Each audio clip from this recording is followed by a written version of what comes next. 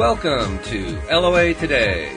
Walt Thiessen and life coach Joel Elston here. Today is Thursday, February the 21st, 2019.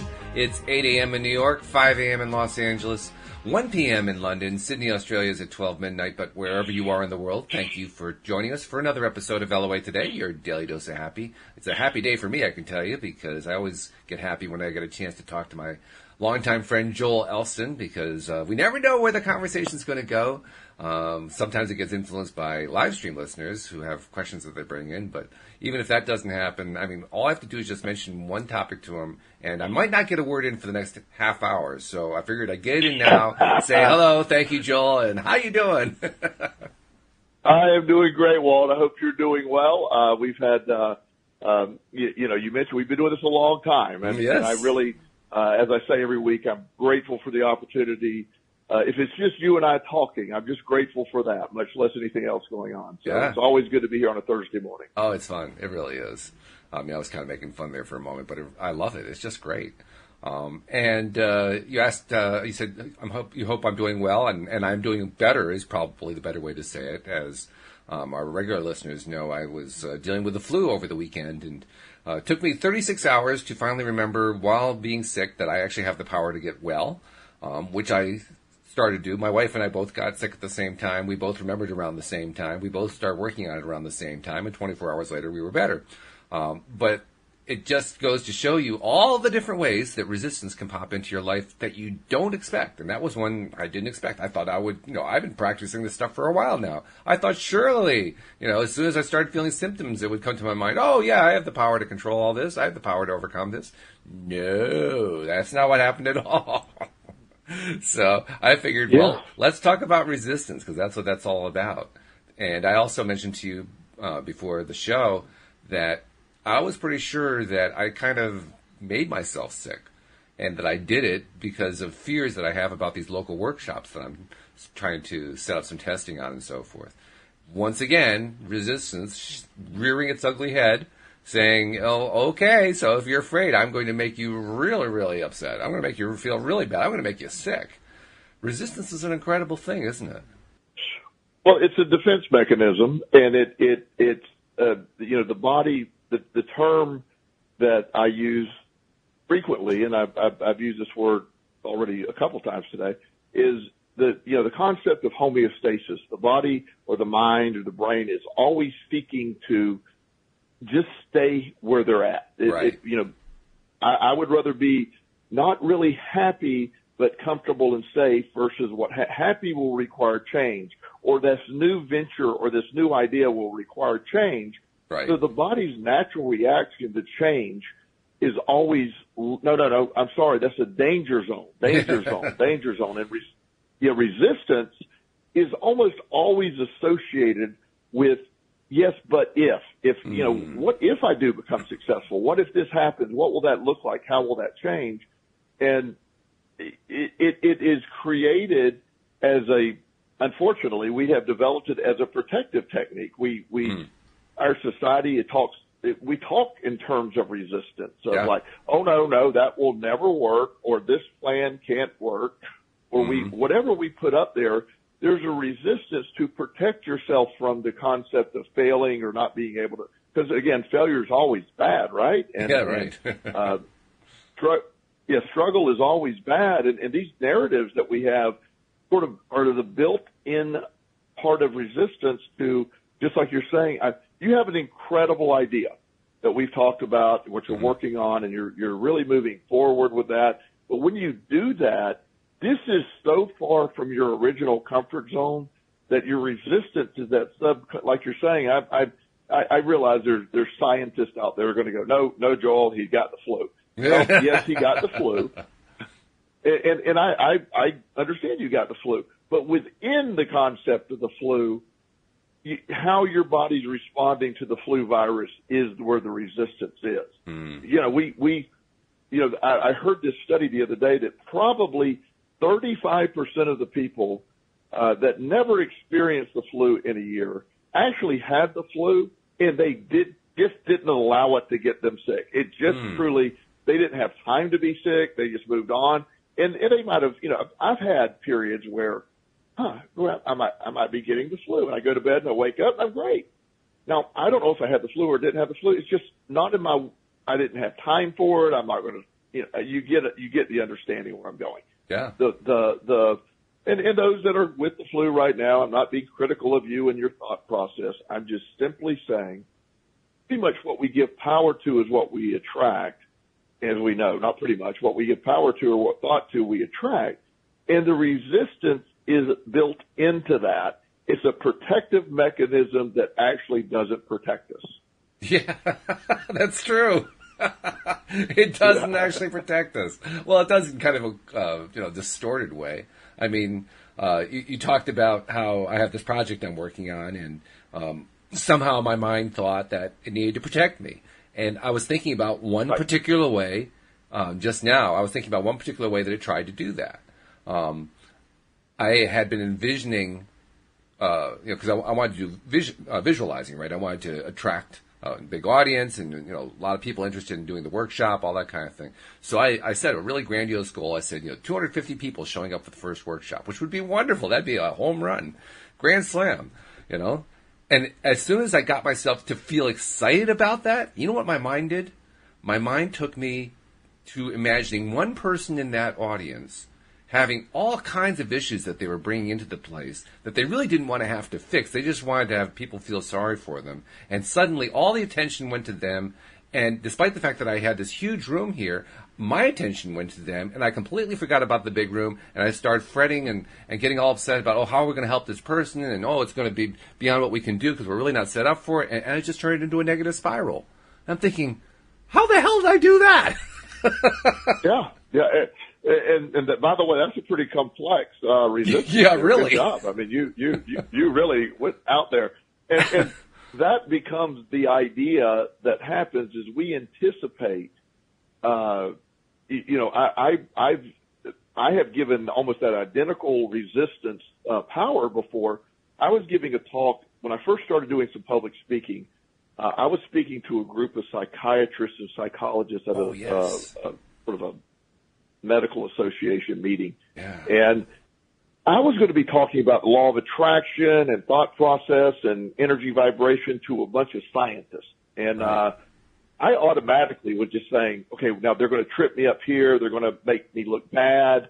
They're going to just, and I had this envision of where this, and I was almost canceled that. And, and sure enough, the first question after I gave my little talk about, thought, energy, vibration, and law of attraction, and I had this one doctor that sort of, it wasn't a confrontational question, but it was, questioning, because I will use some of Dr. Daniel Amen's brain change scans about positive, there's all kind of positive thought, or, how you can change your brain to and so this doctor started questioning the science of that. And and I found myself, my face became like, it felt like it became flush, and I almost got into a real defensive mode. And I listened to his question, but his question was actually I heard it differently. He was looking for something to help break his resistance because he obviously was interested in the concept. Oh. And he ended his question with, I do admit my patient's attitude is a massive factor in their healing. So I'm not discounting what you're saying. I'm just looking for something to help me feel. And so he actually took the pressure off. Yeah. That my resistance disappeared. And I was able then to say, and I started with a concept of, and I do this with everyone. Let me start with, this works for me. This has worked and continues to work for me. So I'm going to just start with that. You can debate whether it works or not, but I have fully bought into the fact that it works for me. Yeah. So that alone is supporting what he's already saying. Right. So your resistance when you're thinking about that, no matter who stands up or what situation they bring, you are going to be able to say, look, we can't, I can't go in the room with 250 people and sit here and break everybody's resistance down and do that. It's just not going to work today. However, the concept will be out there, and that person, no matter where they're at on their journey, will be able to eventually find their resistance. and be able to respond to it. But you're not going to be able to break, we have people that listen to the show that are skeptical. I don't mind them listening. I want them to be skeptical. Sure. I don't want them just to randomly hop in here and believe what we're saying. I want it to work in their lives and then be able to testify, so to speak, that it works in their lives. Mm-hmm. Yeah. Yeah, absolutely right. Because that's the best kind of growth to have. When we're in the place where we're asking somebody else to do the growing for us, that's where we don't really get anywhere. But the kind of person you're describing is saying, I'm willing to do whatever it takes, just how do I get there? And they're the best kind of listener to have, really. They're golden. They're like, I don't care whether you're talking on a podcast or to a live audience or just writing in a book. That's the best listener to have. Yes, absolutely. And one of the, I listen to a few podcasts with different topics, and I'm very much into this. There's a term called biohacking and sort of a health, a brain kind of, a healthy brain kind of mentality. And there's a guy named Ben Greenfield. He has a podcast, and what I love about what this guy does is he has some really strong opinions. However, his willingness to listen to and even change his perspective and mind based on evidence and fact is awesome. And now it's not just an opinion. And so his willingness to look and discuss it is great. Right. But it does help to sit there and sort of dissect it and here's my resistance. What am I stuck with? Because sometimes the resistance, or not the inability to hear another opinion, is the part of the resistance, because life will bring you the perspective you need if you're open to receiving it. Right. Yeah, that's true. And we actually have a question from the audience, which is this is kind of a record for us. We normally don't get one this early on our Thursday shows, but that's okay. Siraj is saying he was saying he too was feeling flu effects from the last few days, but he asks, is it an effect of full moon for spiritually awake people? And I'm going to actually try to do something I don't normally do. Normally I defer to you to go first, but I really want to go first on this one. Then you can come in with your much more well-informed answer than mine. But my reaction to Siraj is, no, I don't think it's full moon for spiritually awake people. I think it's what you're thinking about. And the reason I say that is that's what it was for me. It was what I was thinking about. It wasn't because of some outside influence. I was doing it to me. And it pisses me off to have to admit that, but that's what I was doing. It was me. I was the one who was making myself sick. And we were just talking about how I made myself sick over this workshop thing that I'm trying to put together that I really didn't have to make myself sick over, but I did. I mean, I described how I was visualizing this really great scene, and then I turned my vision into a really bad scene. That's me. I did that. It wasn't something else. It wasn't the moon. That was me. I mean, I'm not saying that there can't be a moon influence or, some other influence on spiritually aware people. I'm just saying I did that, and I take full ownership of it. So that's my answer. What do you think, Joel? Well, I think the moon had everything to do with it. If you believe the moon had everything to do with it. It's just that simple. It's just what you're saying. If the moon is influencing your world and you believe that, it really is. If you believe you're influencing it's where your thoughts go. It's where your belief is. The concept, one of the things that I don't know why this happens for me, I'll give you another sort of opposite kind of thing. Friday the 13th is considered a bad luck day, or I don't know what they call it, something like that. It's whatever. Right. And a lot of people look at, I don't know why, but Friday the 13th has historically been awesome for me. I look for Friday the 13th, and I'm just like, my God, there's something good that happens every Friday the 13th. Now, I don't know why. I don't know, but I have a proclivity to think that the Friday the 13th is good. I am a believer in where you go.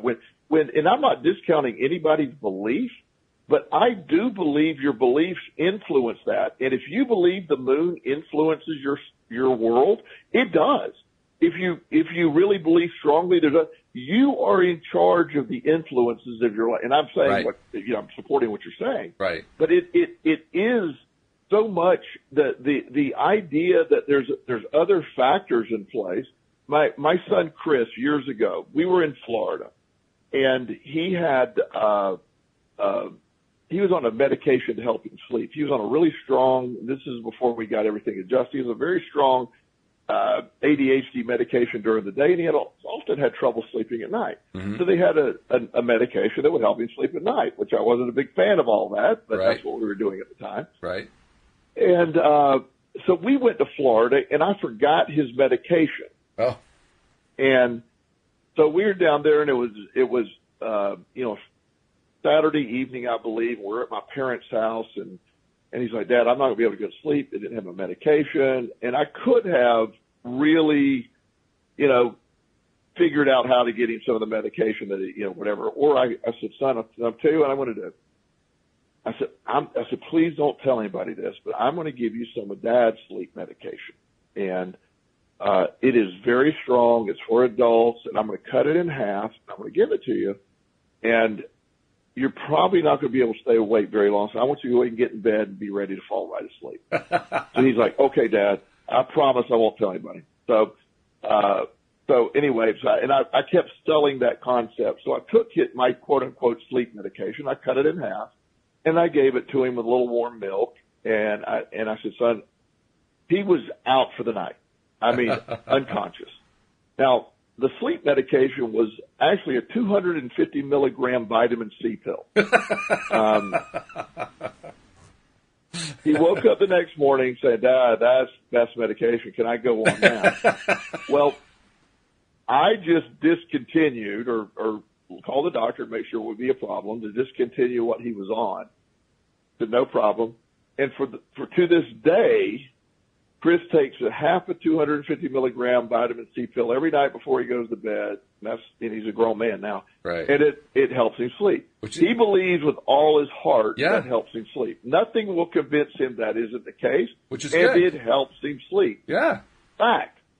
And so I don't discount anyone's belief. I know some very dear friends because I'm very much in the metaphysical studies and stuff like that. And a lot of people are very much in agreement with the moons.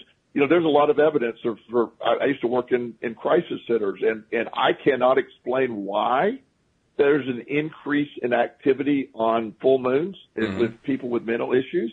It's fact. Mm-hmm. I don't know if that fact because we're anticipating it, or I don't know if that fact is there something, but the moon does appear, or full moons do appear to have an effect on that.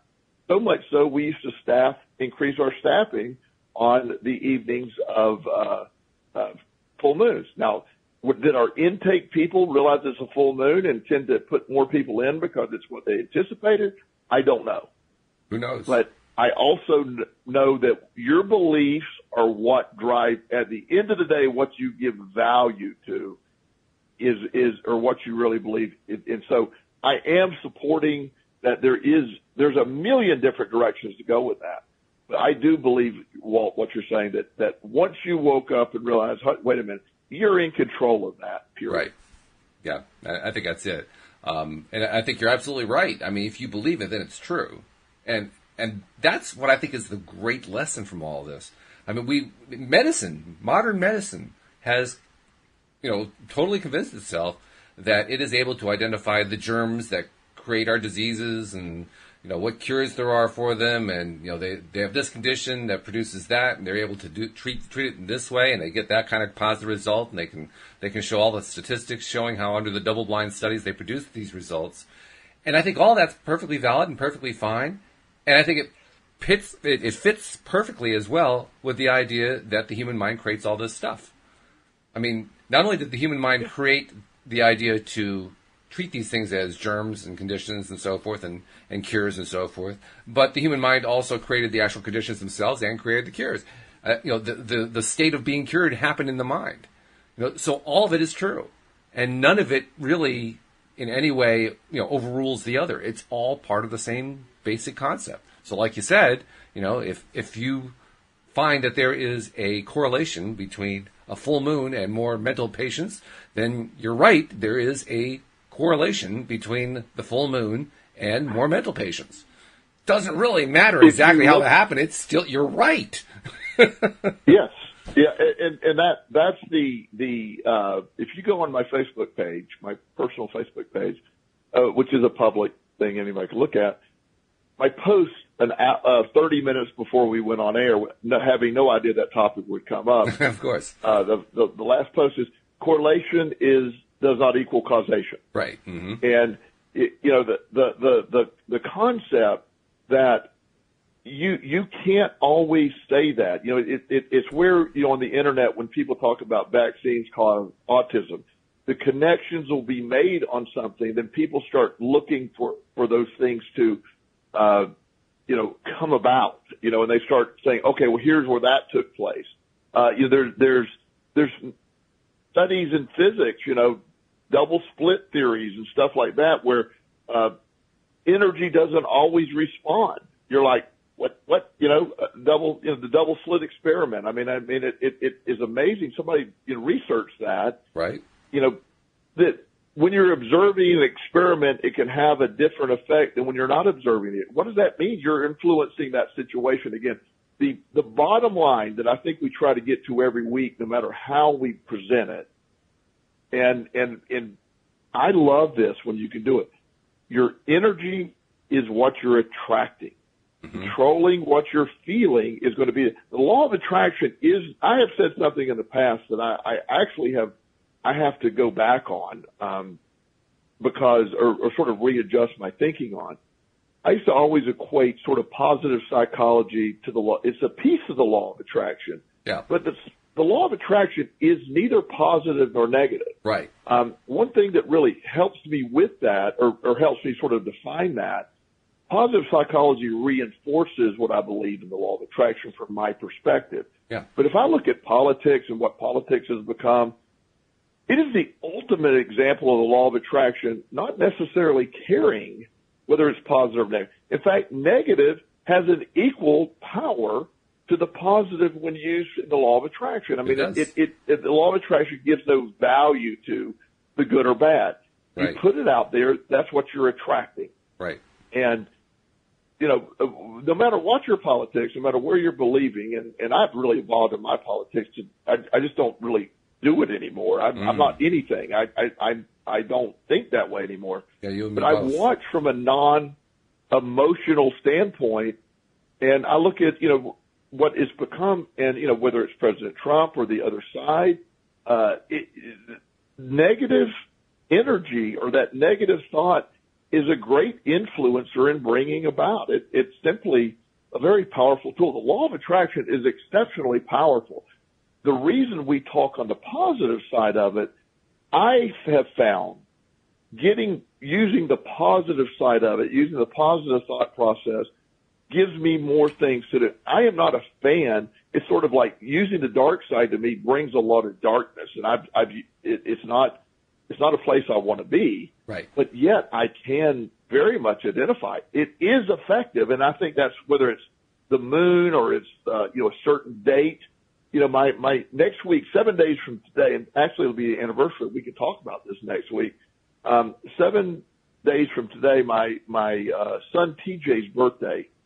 My son who had passed away. That's his birthday. Mm-hmm. Now, the 28th of February has no value to me before he was in my life. Then it was my son's birthday. And then after he passed away, then it has more. The 28th is just another day. However, it's also a very poignant day in my life. Right. And so I give it power. The other person has no value to that day. It's just another day.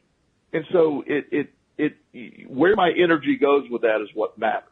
We attract what we're feeling. And that message, we talk about it every week in some different form or fashion. Resistance is where you are applying, it's as we said, a protective mechanism that's not protecting, but it's protecting from the change that comes with what we're trying to attract. We always want to stay, our subconscious wants to stay safe.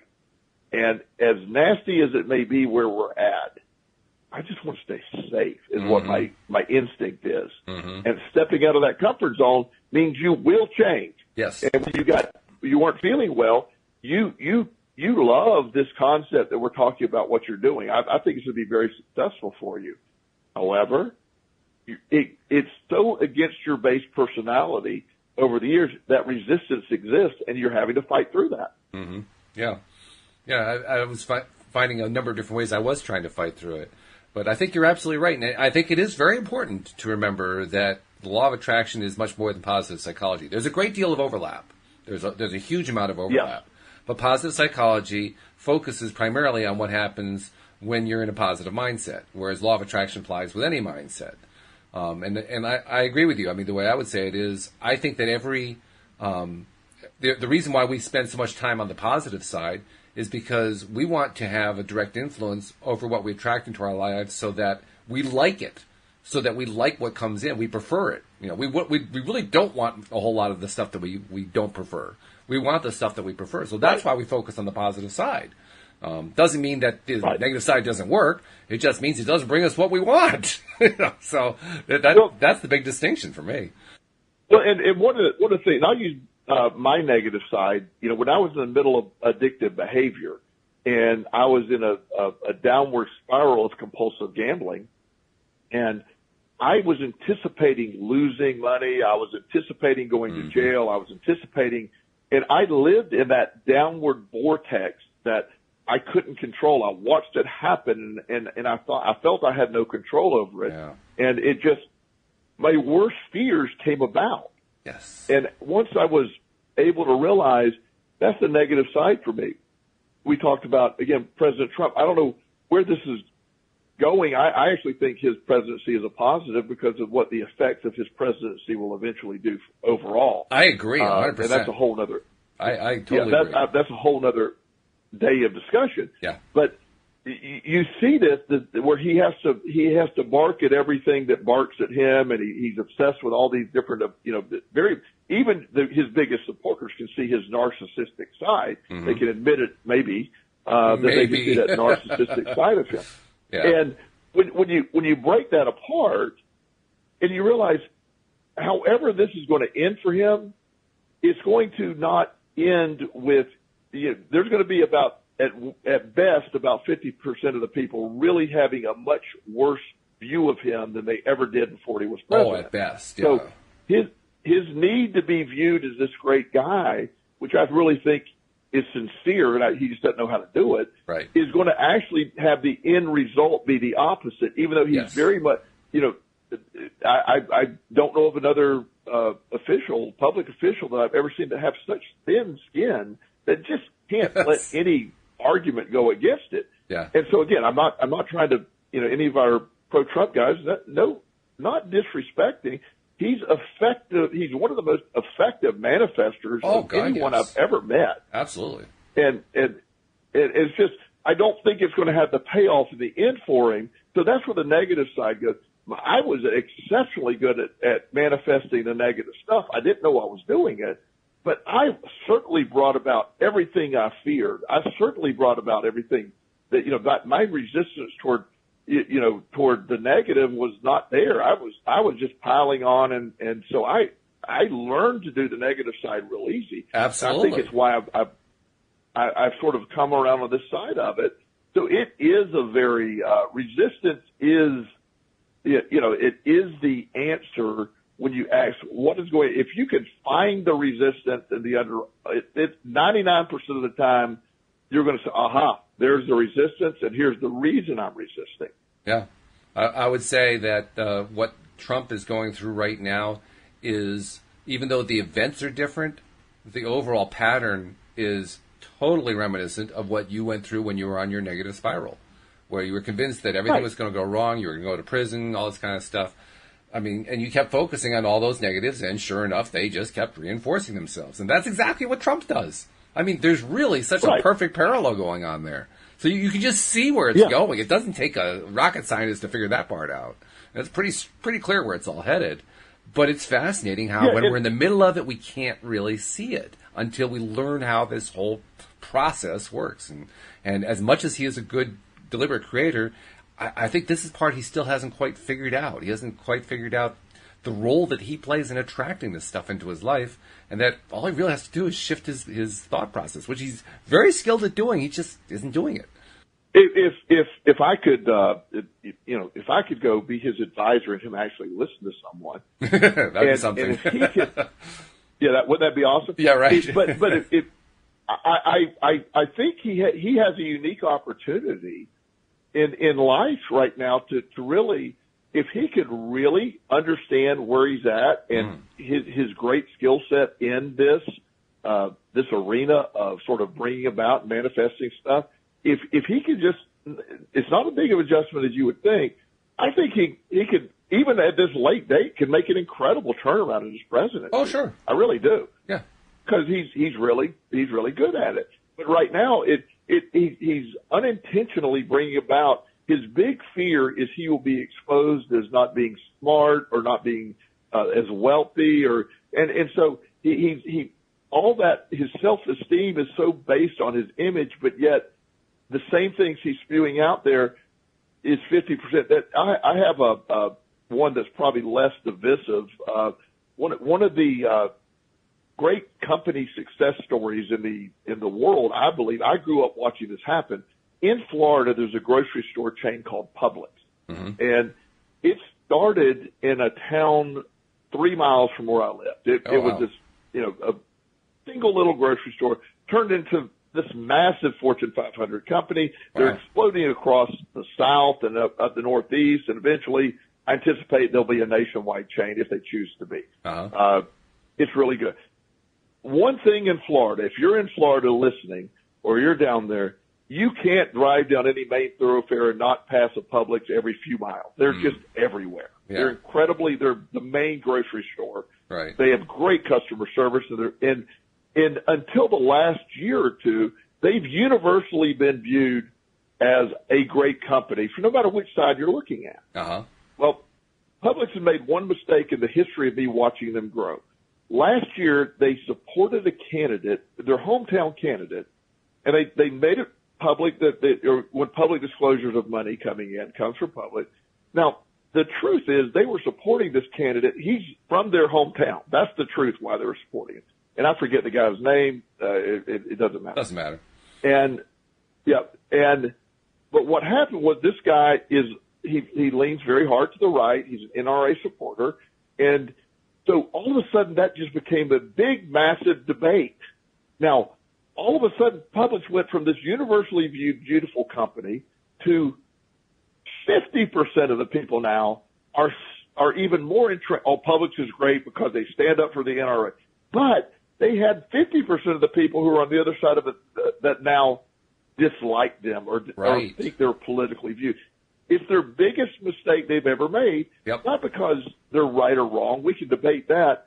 But they've allowed themselves to be drawn into a very divisive issue instead of being that middle ground company that we want to serve everybody. We're going to give customer service to everybody, and you'll see it. But they're viewed differently now because they've jumped on board with the wrong stuff. So again, perspective is everything.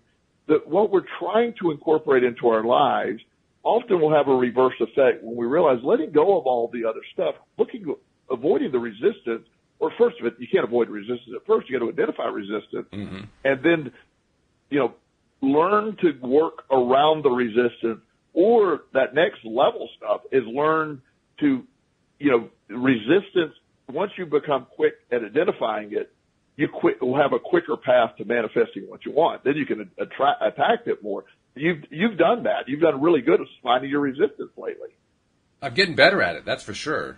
And it certainly helps. Yeah. To have had times where I was in that really good, that high vibration place, or in the vortex, as Abraham calls it, to have that experience, because when you get that kind of experience, it kind of reinforces, oh, I really do know how to do this. Yeah, okay, and I know what I did. I know how I got here. That's good. That's good. Sarah actually commented about this general idea about 15, 20 minutes ago. She says it was about the moon. We were talking about the moon back then. She says, I'm loving the moon. Right. I'm having a blast with it. I've never felt this good and positive before. I'm nearly at the end of The Magic by Rhonda Byrne. And, oh, my God, why have I never seen or sought this book before? That's the feeling right there. That when you realize you've gotten yourself into that place, that's a wonderful feeling, and you can latch into it and you can say, geez, I'm really good at this kind of stuff. And yet, as we know, as we go through life, we still end up with those challenges coming. The resistance points pop up at the least expected times. And that, I think, is where that's what separates the best deliberate creators from everybody else, because they're the ones who are able to recognize quickly what's going on. Even if they don't know what the resistance point is, they can recognize what's going on and take some steps to identify that resistance point and play with it a little bit and ask it questions and thank it for the information and all that kind of stuff until you finally get to the root of what it is that it's actually trying to tell you. And once you know what it's trying to tell you, it's like, oh, I've been focusing on getting myself sick because I didn't want to have to deal with doing these workshops and all the consequences that come out of it. Well, thank you for that information. I'm done with that one. Thank you. Goodbye. That's what a deliberate creator can really do, is understand how to deal with them. Yes. And something that I really want me to continue to work on my life and help our audience see is, I am recently, I do a lot of work with foster care kids and one of the phenomenons that will happen and you can see it's not really a phenomenon, but these kids a lot of times have been rejected by their own family. The system has treated them very poorly. And so by the time they're 12 or 13 and they're in the foster care system, they have developed a very huge resistance to trusting, because trusting has gotten them in a lot of trouble and from their perspective. Right. So when you're trying to find a 13-year-old home that, it's very hard to find children at 13 a home, because people have a lot of preconceived ideas, a lot of resistance to having a 13-year-old because there are often behaviors attached, and they're right in the middle. The most perfect childhood is you're crazy when you're 13. Let's just be clear. You got hormonal craziness and, it's just a zoo, and that's in a perfect setting. So imagine somebody being in foster care. And so a couple of weeks ago this was a newer client that I only met with him one time, but it was really to help. I met with his therapist and him to sort of help the therapist break through. This kid has a chance to be adopted. Wow. And going nice. to foster care. Yeah. And I'm going from a foster care placement into an adoptive placement. He'd been doing fine in the foster care placement, but the moment they mentioned, we're considering adopting you, how do you feel about that? He started acting the fool and started being crazy. Yeah. And so they're like, oh, no, never mind. We don't want to adopt him. And so before this fell apart, I met with them and so he, of course I walk in and he's a nice kid. And then as soon as and he's trying to figure out why this random dude just shows up to his therapist's appointment. And, I explained who I was and I'm a life coach and would like to, try to figure out, hear what's going on. And he got very defensive and he goes, you don't know what I'm talking about. You don't know anything. And I'm like, yeah, I don't. You're right. I don't. I have no clue. And I just allowed him to be who he needed to be. Right. And so I kept saying, what are you scared of? And his response was, I'm not scared of shit. I'm not scared of shit. And I said, oh, okay. And I just wouldn't let that go. I said, but what you were doing fine. Now you're acting crazy. Did you take a crazy pill? Did you, tell me what happened? Nothing happened. I'm the same person I've always been. And I said, are you afraid they're going to dump you now? I'm not afraid of anything. And finally, after about 30 minutes of this drama and silliness, he just broke down crying. He said, what if they get rid of me too? Oh man. Yeah. And I said, well, there you are. I said, what you're scared of is something that's already happened. Your resistance to the change. You're doing great. I said, these people love you. They love everything you did, but you can't all of a sudden just go from that to threaten to cut the cat's head off. That's a big jump from being this sweet kid. I'm going to cut the cat's head off. I said, sorry, we just can't do that. And he said, I'm not going to cut the cat's head off. I said, but that's what you told him. And he goes, I know. So what was that about? And so I helped him see where his fear of what has happened, his resistance to, he said, well, everything's fine. Why can't I just stay in foster care? I said, because you can't. I said, if that's what you want, we can make that happen. I said, but wouldn't you want somebody, this forever? So he was able to pretty much quickly see his own resistance to that change. Good for him. And at last report, he's back to who he was. He's no longer threatening to cut the cat's head off. He was never going to cut the cat's head off. it was a very effective tool to freak everybody out. They're back on course to adoption. And it was just, it was him able to see exactly what we're talking about. He wants nothing more to be adopted, but he's more scared of it failing than he wants it. Yeah. And that's the key. That's sort of where you're at. That's where a lot of us get at. I'm more fearful of the failure of it than I am of the success of it. Exactly. And that's what drives it. That's resistance. That's where it's protected. He was protecting himself from himself, so to speak.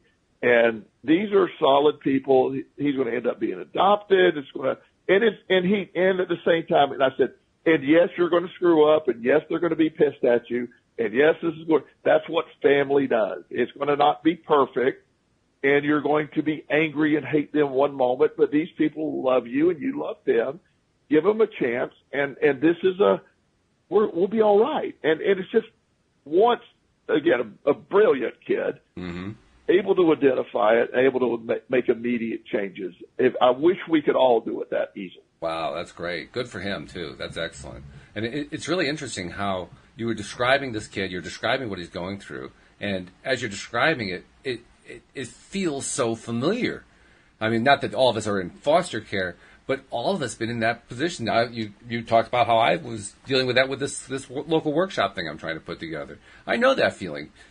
I've heard life coaches and therapists describe that as a fear of success, and I guess you can kind of describe it that way. But what it really is, it's a fear of failure in the face of success. It's a fear that I've got this great opportunity that I've thought of, and I'm starting to create it, and I'm afraid I'm going to screw the whole thing up. And it's just going to go into hell in a handbasket, and everything's going to fall apart. That's what it's really about. It's a fear that in the face of success, you're going to fail. Completely right, Walt. And one thing that and that's why I work so hard on reorganizing your thoughts about failure. If I do fail, it means I tried something new. If I do, where does failure, except from just, again, historical programming, why is it so scary? You can't become successful without failing along the way. Yeah. You can't.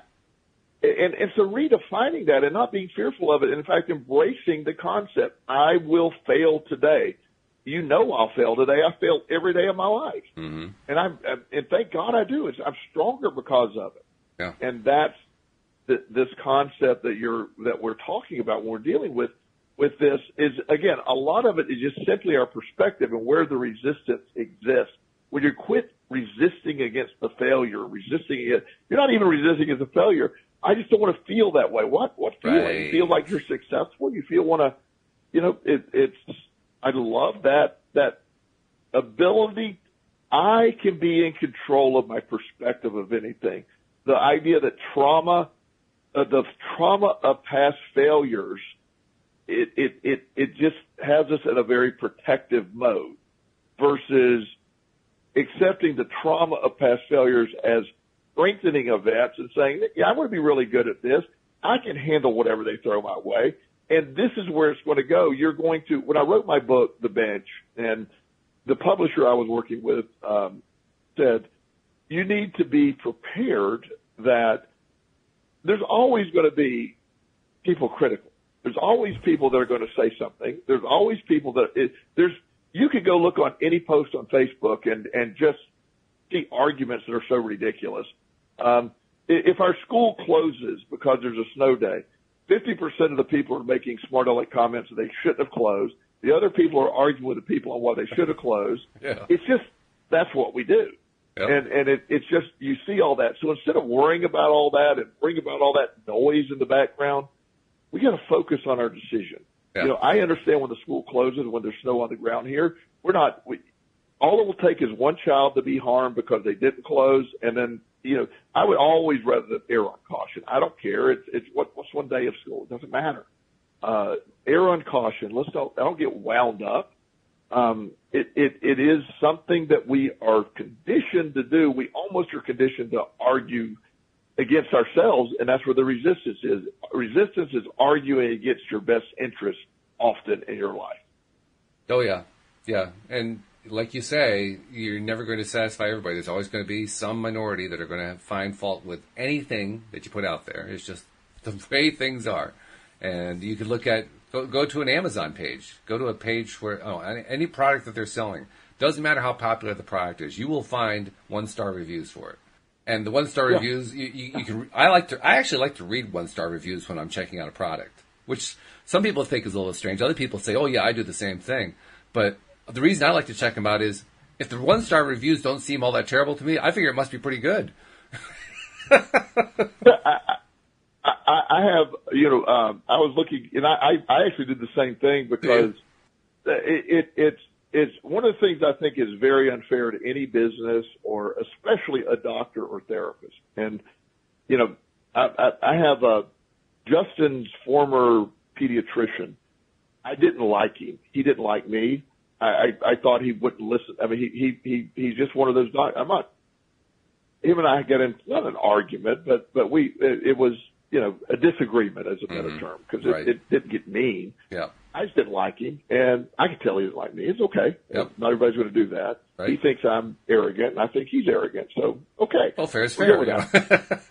Exactly. So I went and got another doctor, and I canceled the appointment I had with him, and his nurse called, and she said, well, what happened? And I explained. She said, well, what can we do to salvage this? I said, well, there's nothing. I said, I don't want to talk negatively. I found somebody that sees a little more like I do. I'm not a big fan of just You don't prescribe a medication to me for my child and then not take the time to explain it to me. I'm just not that guy. You're going to have to explain why we're going to do that. And it's not me not trusting the doctor. It's just I want to be informed. Hmm. And so she said, well, please don't put a bad review on Google. Oh, dear. And I said, I would never do that. I will never do that. First of all, when you're a doctor or a therapist and somebody gives you a bad review, due to the laws, the way they're written, you can't even really respond. You can't acknowledge that person was even a patient. So you're really helpless to defend. Mm. So I very much, I think the bias, very few people take the time to go online and say, I really had a great experience. Thank you. Most people are angry when they go online to review, so they're going to prove a point. So right. I try to always do positive reviews. If I have a negative comment, I will go to that company directly. Now, if their response is not good, I have given some negative reviews in the past, but it was always based on more their response. Everybody's going to mess up. It's their response to it is what matters to me. Hmm. And this is it's sort of the same thing. I look at the 1-star reviews because most of the time it's reinforcing what a great product it is. Or, it's like, well, they were late sending me this, or, something bizarre. I was reading this one product one time. I forget what the product was. The guy's response was, UPS lost my package. Well, right. What does that have to do with this product? Nothing at all. Yeah, nothing. And the merchant underneath said, we were unaware of this. We'll send another one out right away. Mm-hmm. And with no argument, we apologize. Well, I have no, I don't know what happened after that, but I mean, the point is this 1-star review, guys, when you look at the rate, so there is that concept of there's always going to be the outside forces that don't see it the way you do. There's no way and we're conditioned because of the anonymity of the internet. There's a lot less negative reviews that go face to face because of the uncomfortable nature of those. Right. But the online stuff, and that's where our society is right now. And, and that goes sort of back to that conditioning. But I'm very much a believer that the negative reviews to me can often be the biggest indicator of a great product. Because if you can't come up with anything better than UPS was late shipping to me. Exactly. What does that have to do with the product? Yeah, to me, that says that product's actually pretty good. That's the worst they could say about it? Dang, I'm buying two. Yeah. Or one of my favorites is, this product caused my stomach to be upset. When clearly in the description, the first week you will have an upset stomach as you adjust to this product. Yeah. Well, it says it's going to give you an upset stomach. It gave you an upset stomach, and you're giving it a 1-star. Yep. My other favorite, and this is hilarious because, you're by very definition, this guy does this cleanse, which, I'm not a big fan of these things, but it's sort of a all natural fruit and vegetable powder. And he said, most people do report a stomach discomfort the first couple of days because you're getting a lot of microbes. And he had a great explanation of why. Uh-huh. And the first review on the product was, I had a lot of stomach upset the first 2 days. So you're saying it's an effective product because it's exactly what he said is going to happen. Right. But again, that's how you see it. It's an amazing phenomenon in today's society. In any society. I think it's been going on for decades, generations, centuries. Yes. It's been going on for a long, long time. Hey, Suraj raised an interesting question. And it was tied into the story that you were telling about the kid who was in foster care who was up for adoption. I think it also probably ties into your own experiences with adoption as well. But he says, it's a good conversation, but how about if you are not financially free, you're in debt? In this situation, you want to do something for foster kids. How can someone achieve that kind of impact with that kind of financial gap? There's all kinds of ways of helping, and I think I'm understanding the situation, the question. First of all, I admire anybody. Thank you very much for acknowledging the need of our foster care kids. It is. I know right now, and I don't know where this gentleman is located, but I can speak to my area or pretty much anywhere. I think he's in India, actually. He's in India. Okay, so I don't know the situation in India, but in the United States, we have foster care homes all over the place. There's group homes. You wouldn't realize if you were able to even stop in and volunteer, if that's something you could do, and throw the ball, in India probably kick a soccer ball with the kids. Just spend time with them. Mm-hmm. An hour or two a week of just spending time with positive thought. Bring them a pizza. Teach them how to fish. Teach them how to, there's multiple things that can be done that don't cost money. And you can help show them value. The concept is they're often children that are put off to the side. They have no political voice because they're, again, the throwaway kids of society. So there's not a lot of advocacy for them. And again, in the United States, you could become a guardian ad litem. That's somebody who represents the best interest of the kid. It doesn't cost you any money to do that. Again, it costs you time to do that. Right. So within the rules and confines of how it works in India, I think that figuring out what you could do, in fact, often the financial stuff is the easiest. You can help just by being there. You can help collect book bags. You can help books. You can help I know a gentleman in Colorado that he collected a bunch of old iPads and tablets and, just sort of outdated stuff from his wealthy friends. And he packaged them up to send them all to a poor country to a poor city in Mexico for their school. Mm-hmm. I mean, your 10-year-old smartphone, or 5-year-old smartphone has more power computer-wise than most computers that they have there. Mm-hmm. So something you would throw away even. I'm laughing because I have a Galaxy S3 that's an old phone I just dug up the other day. Yeah. That's a supercomputer in some cities, Sure. And so there's all kinds of things you can do, but looking at what you can do, this is a great example of resistance. Here's my impediment. I can't do that because I'm poor. Or I'm not saying poor. I can't do that because I have debts, or I can't do that because I don't have any resources. That's one thing or a few things out of a million things you could do. There's a million things you could do to help give value to help a foster care kid see their life has value. And I actually, really appreciate the question. Because I can give you some more information too, because I know a little bit about Suraj's situation.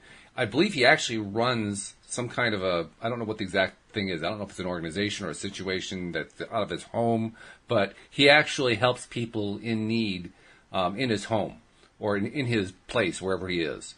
And he finds that there's never enough money to do the things that he needs to do to help them. So it's not just that he's going to help somebody who's already in another situation somewhere. He's providing the situation. And I think he's probably asking, how do I deal, how can I attract more financial support for what it is I'm trying to do to help these people?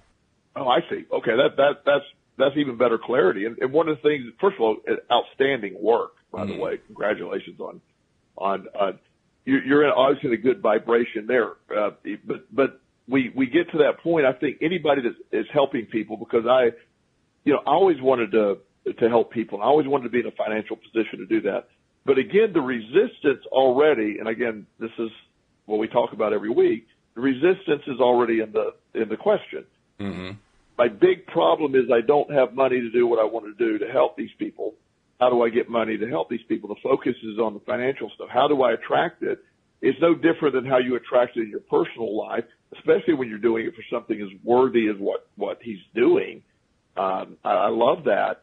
But, I assume we're on a joint Facebook group, get it. I don't know if we do a description of what he does and do a GoFundMe page. I don't know if we collect a bunch of stuff here that we can send to him. But there's a lot of people that would be willing to help. There's a lot of resources out there I know people that are looking to help people, but they want to make sure they're helping the right way. Yes. So how do we get that message out? How do we start attracting more? And that becomes the journey unto itself. No different than how do we attract money or financial success? We become mentally financially successful right now. Mm-hmm. We live as if we're financial. We live in an abundance, mentally with an abundance. Yep. And let's do that, and hopefully he can do that and continue to attract money to help these people that he's trying to help. A very worthy cause. I'm really grateful that he's listening to us. Yeah, that's great. That's fabulous. And as usual, as we're closing in on the conclusion of the program, the questions are starting to flow. I'll try to get one question in here. You have about a minute and a half to answer it. But Anita asks, switching topics entirely, how can I attract the man of my life? Yeah, so you're giving me a whole minute and a half to answer that. A whole minute and a half? Wow, I know. Isn't that fair? Yeah. Well, I think that my minute and a half answer simply is going to be we have to identify what is the resistance to you attracting that person into your life. Mm-hmm. And I think that always defer, I think The Secret talks about relationships pretty well. There's some really good stuff with Abraham Hicks as well. Mike Dooley has a couple of things as well. And maybe next week we can put that question at the front and really sort of address it, because it is one of the top two questions we get. Right. Relationships and money. And I think how do I attract it is, first of all, how do I stop attracting what I don't want? Let's look at that. And, right. And then, because that's where you're going to find your resistance. And once we identify the resistance, we can break that down. I would love to answer that more in depth next week. Yeah, I think so too. I'll simply add that, Anita, in my admittedly limited experience, I don't have anywhere near the experience Joel has with his life coaching practice. But in my limited experience, anyone who's asking about relationship questions, particularly with trying to create the relationship, get it started, find the right person, that person 99.9% of the time has work to do on themselves that needs to be done. And I think that's kind of what you were pointing at there, Joel, that, you might want to take a little time just taking a little inventory and asking yourself, where could I be focusing attention on building myself up, building my self-esteem, feeling more self-confident so that I can attract the man of my dreams. And what does my man of my dreams look like? What are his characteristics? What is this person about? What are the things that I'm looking for? That combination, I find, is what's at the core of it. But again, I'm just the I'm just the host here. Joel's the expert. Well, no, but you're dead on, Walt, and that's exactly what we have to look at. That's what are we not attracted? What's in us right now? And it gets really complex, or it could get really simple. But we can talk about how to break that down a little more next week. Yeah, let's do that. Figure out how to get there. That sounds good. Okay, so we have our work cut out for us next week. Subscribe to us by visiting our webpage at loatoday.net. Just click the appropriate icon and follow through. It'll create a subscription and set you up to get all of our episodes delivered right to your smartphone.